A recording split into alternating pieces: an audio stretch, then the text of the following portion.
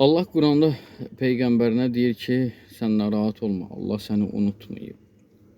Bizim həyatımızda bəzən çətinliklər olur. Biz elə bilirik ki, bu çətinlikləri Allah həll eləməlidir. Hər şeyi Allahın öhdəsinə buraxırıq. Bu da Allah bəzən Quranda deyir ki, kəfə billahi şəhidə bəyni və bəynakum. Denən ki, Allah mənə kifayət eləyər. Yəni, avam insan deyəcək ki, Allah mənə kömək olsun da, niyə mənim problemlərimi həll eləmir? Amma mərifət sahibi, biraz dərin düşüncəli insan başa düşür ki, Allahın ona kömək hələlik etməməsində məqsəd onun böyüməsidir. Allah onu böyüdür, onu çətinliklərlə yoğurur. Allah onu ucaldır. Allah nə zaman əlini, belə məcaz mənasında, Allahın əli yoxdur.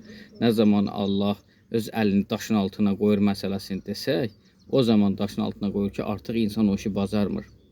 Allah insana deyir ki, ey insan, ey mənim bəndəm, sən mənim bəndəmsən. Əgər mənə iman gətirmisənsə, izzət mənimdir, mən də sənə izzət verirəm. Sən izzətdə ol. Sənin izzətdə olmağın üçün heç kəsdən heç nə umma, heç kəsə boyun əymə, heç kəsin qabağında baş aşağı olma. Sən mənim bəndəmsən, uca ol, uca mərtəbəyə yüksəl.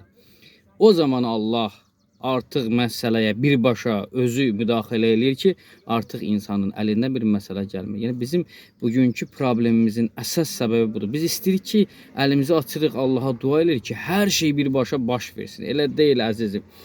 Sən əlini daşın altına qoy, Allah lazım olsa sənə kömək eləyər. Sənə kömək eləmirsə, demək sənə görə lazım deyil hələ. Amma o demək deyil sən də əl çəkəsən. Heç vaxt yorulma. Davamlı olaraq sına, davamlı olaraq inkişafda ol, davamlı olaraq məsələləri təkrarla. Həmişə cəhd elə. Necə ki, Həzrəti Peyğəmbərin bir hədisi var. Deyir ki, mən o cavan ki, deyir, işləmir, qılınc olsa deyir ki, onun doğrayaram.